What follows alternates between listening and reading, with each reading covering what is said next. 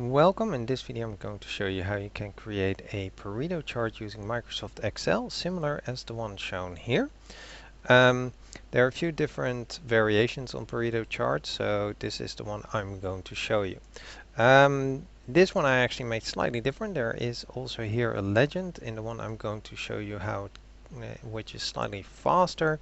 The legend won't be able to be shown. I have all my data in column A, and here are my different categories, and then I simply counted how often each occurred and the percentages next to it, and this is just the total, which is the sum. Now I simply select the column titles and the observations. I go for insert, and at this part here, the statistic chart, I choose the second option under histogram, which is the Pareto.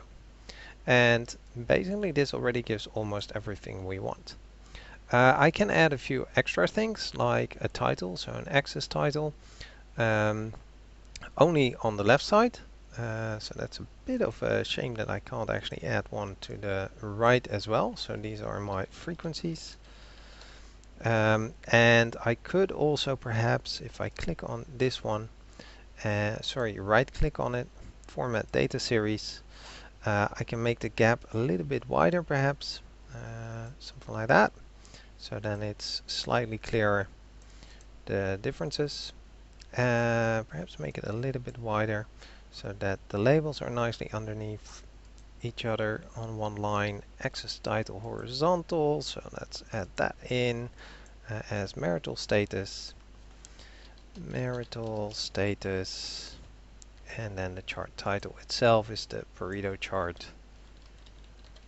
Chart. And this gives us a nice, decent Pareto chart. Alright, if you are interested in how I made this one, which is slightly different, I have a separate video on that one. And hope this was helpful. Thank you for watching.